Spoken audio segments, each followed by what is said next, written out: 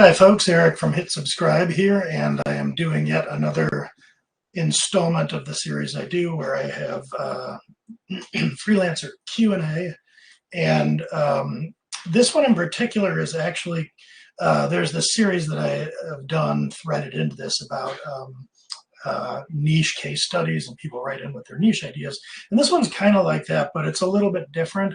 The person is basically asking, I'm not going to read the whole thing because the email was kind of lengthy, but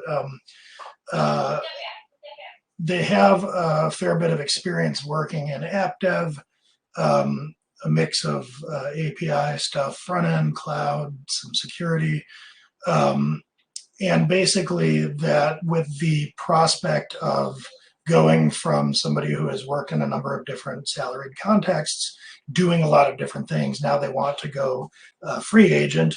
And how do they go about picking a niche when, as this person puts it, he is a consummate generalist. So that's the question here. How do you pick a niche when you have been a consummate generalist and probably employed at that? And before getting into the way I would answer that, let me talk a little bit about the terms here for anybody that maybe isn't fully aware or has watched my channel or read my stuff for a long time. What do you mean by a generalist? Well, I would consider most salaried software engineers typically to be generalists. A generalist is someone that doesn't necessarily work in any specific industry or for any specific kind of employer. So you're kind of going around doing a bunch of work, and really the only through line is that it's going to be software engineering. I mean, maybe you could argue that you're niching a little, I guess, if everything you do is in Java or something, but I don't really think so. It's too broad a tool. It's kind of like, I mean, this is a little more extreme, but saying like, oh, I've used a computer at every job I've had, and that's the unifying theme. You know, I don't really know that there's a lot to that.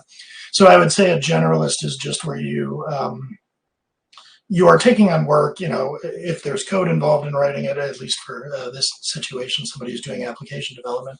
If there's code involved, I don't really care, you know, size of the industry, what they make, what they do. Are they a service company or a product company? You know, like cost center or profit center, none of that matters to me. If there's code, I'm going to do it.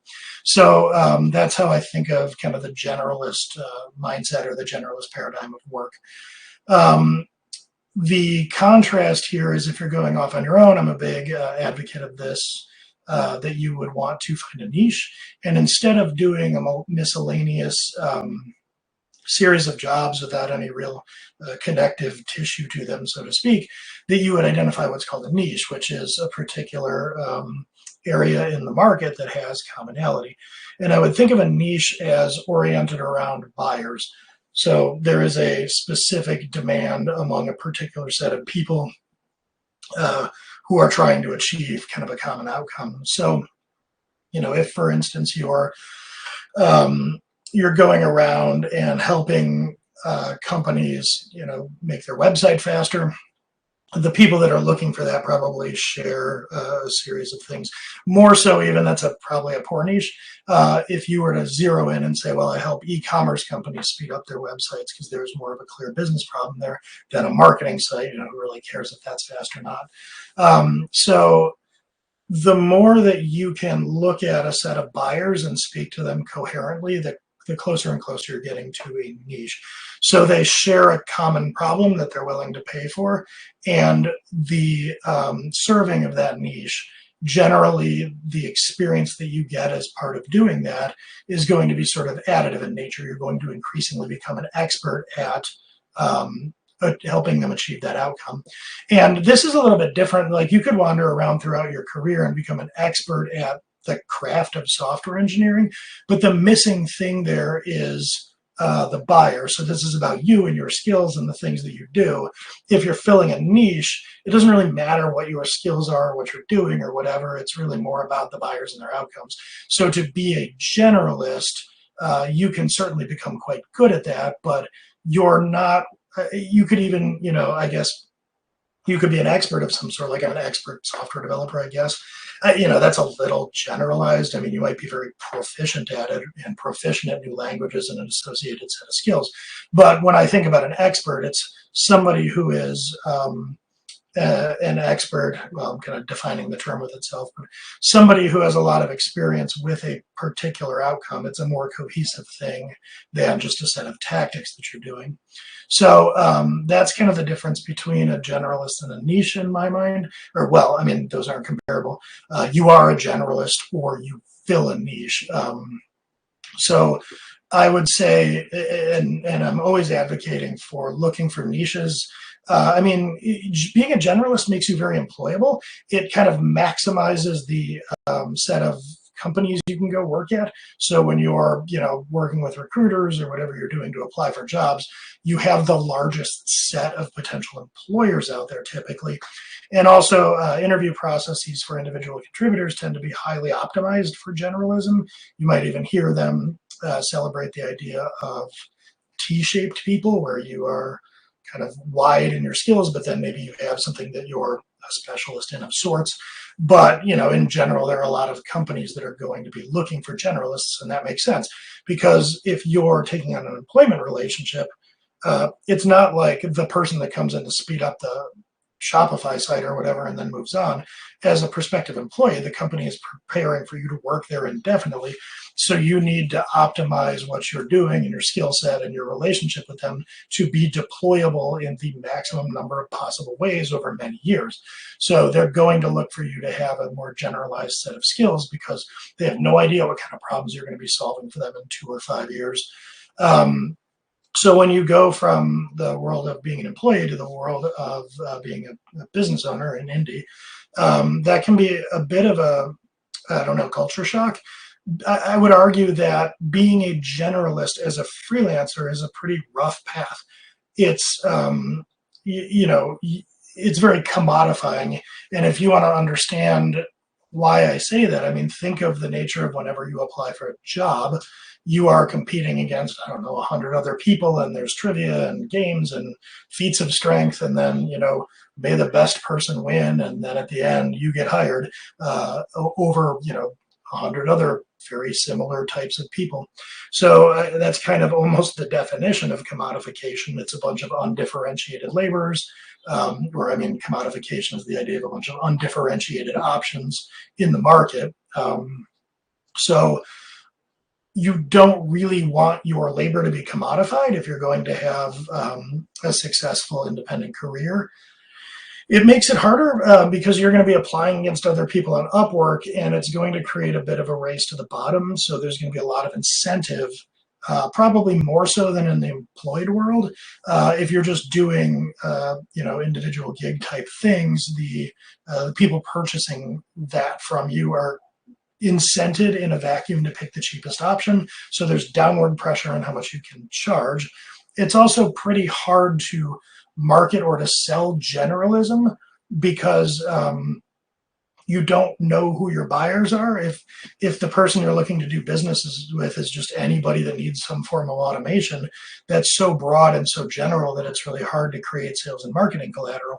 You're certainly not going to be able to create collateral that involves talking about what kind of transformation you helped your ideal customer achieve, because you won't have an ideal customer. So all you'll really be able to talk about is yourself and how good you are at things. And that really, other than in the salaried or commodified labor world, nobody wants to hear about that. They want to hear about what you're going to be able to do for them. So hopefully I've kind of made my case here that you're going to be better served identifying a niche and becoming sort of an expert in helping clients achieve their outcome. And I do talk about it a lot on the YouTube channel and in my writing and stuff. So you can always go find more information about that if you want. Happy to answer, any questions people have if you want to argue with me about these points. But let's accept for the moment that it's axiomatic that you would prefer to establish a niche for the sake of this video, where I'm being asked by somebody who is convinced of this and wants to establish a niche. How do you go about doing that when you've always been a generalist?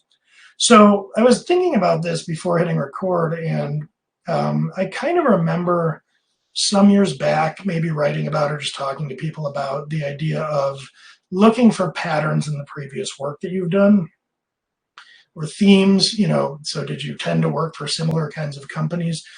And I'm backing away from that perspective a little bit more now for kind of a subtle reason. Like, I don't think that was the worst thought to have, but I feel like, I mean, you might have some luck with this, but here's the problem. If you have worked in a series of changing things like what was mentioned here in the question, where was it? API dev, front end, cloud stuff, some security. So that's not even getting into the different sizes and types of companies that the person might have worked for. If you're kind of moving around doing this huge variety of stuff like this, you're probably, individual contributors and organizations tend to be fairly disconnected from the strategy and thus the outcomes that the business is looking for when they're enlisting services or purchasing goods or what have you. What I mean is generally, like if you imagine the hypothetical Shopify store thing that I was talking about, the reason that becomes relevant isn't that engineers are sitting around and thinking like, oh, things could be faster or whatever. It's probably going to come from their sales or, their CFO's office or something that are looking at the site, seeing that they're losing money, that there's a huge opportunity cost to the inferior site performance. They have a high cart abandonment rate or something. So this is a conversation that might, originate in the C-suite, and there's some discussion of, what should be done about this. Now, by the time it gets to the point of bringing in a software engineer just to do the nuts and bolts type of stuff, they might be hiring you as a commodified freelancer. This has already been decided from a business perspective what needs to happen. You're just brought in as an implementation detail to take care of doing it, unless, of course, you have made this your niche and then you're talking about the business problems with the client. So I don't want to confuse the issue, but generally, individual contributors, whether freelance or employed for the company, are not really brought in for strategic input. They're brought in as part of the implementation phase of whatever is the strategy that is being listed. And so because of that, what you're really optimizing for in individual contributor land is more tactics than strategy. So if you're building an API and then you're doing stuff in the cloud or what have you, the only commonalities that's going to share are, what you bring to your craft and what IDE you use and this type of stuff. There's a good chance everything you've been enlisted to do was designed to serve wildly different business outcomes over different timelines, might even be at the behest of different people. One of them might have been an initiative that was kicked off by a CFO. Another one might have been feature development for a CTO, and the whole gamut. Excuse me. I've been a little hoarse lately, so hopefully that doesn't kill the audio of this too much. So anyway, my various bronchial problems notwithstanding, that's what I'm getting at when I'm saying mining your past work looking for commonalities isn't now how I would recommend going about this. And the main reason is those commonalities are going to tend to be commodified type things. So what I would do instead is don't look for patterns in your experience. I would think about doing a listening tour, and this is something I advocate for a lot, but specifically identify different, managers, directors, executives, ideally, that have a favorable view of you that you've worked for in the past. And as many of them as you can have conversations with, I would just start talking to them about problems that they have or things that they're looking to do or what have you. And that might feel hopelessly open-ended, but I found in the past that, you can have pretty open-ended conversations of that nature and, sometimes get a lot of meaningful input. Now, when you're doing this, I would not be in any kind of solution mode, so don't dive right into the weeds about how you could fix it by scripting X, Y, or Z. Just listen to them and their problems, and you're going to try to go out and hear about as many of those types of problems as possible. That's where you're really going to want to look for patterns. And once those patterns start to emerge, you can start to think in terms of like, okay, maybe I can prioritize thinking more about some of these things based on how much I'd be interested in solving these problems, or how much I feel like I would be the right person to solve these problems. And once that happens, you can start to feed the input back into who you're trying to talk to. So if you are detecting some commonality among CTOs that you talk to about problems that they're struggling with, and there are a couple of those that you think you could solve, then you might go out looking for people to talk to you about those problems and getting more and more data. And this will probably take place over a while. It's kind of hard if you have full-time work or full-time practice to go out on a real barnstorming tour of market research. So look at it as a long game and talk to as many of these people as you can. And maybe you can lurk in certain communities or what have you to also learn about the problems these folks are facing there. So it doesn't have to be nothing but one-on-one conversations. You can do other forms of research as well. But what you're really looking for is a problem that these types of folks have that you can potentially help them with. Another bit of advice I would have for this is, given the transition you're looking to make, I would start, as you're having these conversations and you hypothesize that you can help, trying to help them for free. And I don't mean trying to go out and do, like 3 weeks of some kind of software build for free for them, but see if you can start to kind of give them free advice. Start to see if, maybe you could do an Ask Me Anything for a half an hour. Look for ways that you can help them that are not going to take up an inordinate amount of your time, but that you will be able to point back to and say, hey, I actually helped that person with some advice or with some thoughts towards their outcome. And that's important because it's going to help you build some confidence. It's going to be the next logical step in the market research that you're doing. And it's a nice baby step between having kind of no experience whatsoever and calling yourself an expert or trusting yourself to write a $50,000 quote to go solve some problem. So I would look for ways to be increasingly helpful with those people as you zero in more and more on a potential problem to solve for them. The other thing I would suggest doing as you're getting into this is start with smaller businesses and move up market. So you're going to have a lot easier of a time getting the attention and time from somebody who's, an executive in a small nonprofit or, a startup or what have you than you would for somebody who is an executive at a Fortune 500 company. Those are just harder people to reach and get their attention and so on. So in a vacuum, I would suggest